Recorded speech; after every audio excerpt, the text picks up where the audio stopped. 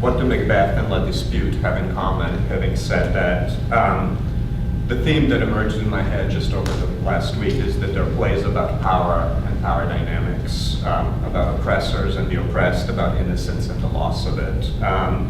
And they're both, for classical plays, actually, strangely enough, rather swift plays. When you ask yourself, oh, how are we going to do this in the coming weeks? Just a reminder that their combined lengths are less than King Lear or Hamlet. So we'll do it. How are they different? Technically, from an acting point of view, what it takes to communicate Shakespeare's text versus Marivaux in translation are very, very different things, and that's the fun of it.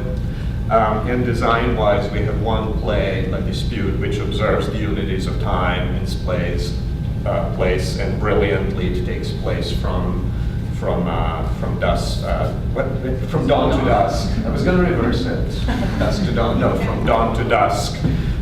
During one brilliantly accelerated day. The other play, Macbeth, takes place during the swift reign of terror and goes from exteriors to exteriors, castles, witches, battlefields, England, Scotland, and there'll be many, many costume changes, rapid costume changes. How are they both same and different? I've been thinking about this a lot. Macbeth is a tragedy. It is filled with horrific, violent events. And yet it has some of Shakespeare's most beautiful, memorable language, phrases that have become a part of everyday usage.